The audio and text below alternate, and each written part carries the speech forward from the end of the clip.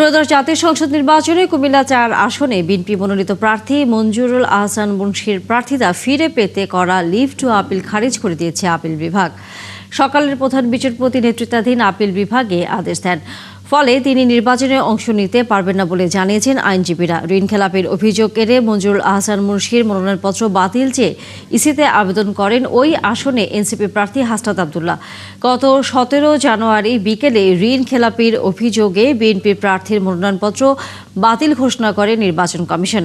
প্রার্থিতা ফিরে পেতে ইসির সিদ্ধান্তের বৈধতা নিয়ে হাইকোর্টে রিট করেন মঞ্জুরুল আহসান মুন্সী। 21 জানুয়ারি তার রিট সরাসরি খারিজ করে দেয় হাইকোর্ট। পরে তিনি আপিল বিভাগে আপিল করেন। এদিকে কুমিল্লা 10 আসনে নির্বাচনের প্রার্থী হতে বাধা নেই বিএনপি মনোনীত প্রার্থী মোবাশ্বের আলম ভূঁইয়ার। তবে একই আসনে অপর প্রার্থী আব্দুল গফুর ভূঁইয়ার প্রার্থিতা ফিরে পেতে করা আপিল খারিজ করে দিয়েছে সর্বোচ্চ আদালত। ফলে তিনিও নির্বাচনে অংশ নিতে পারছেন না।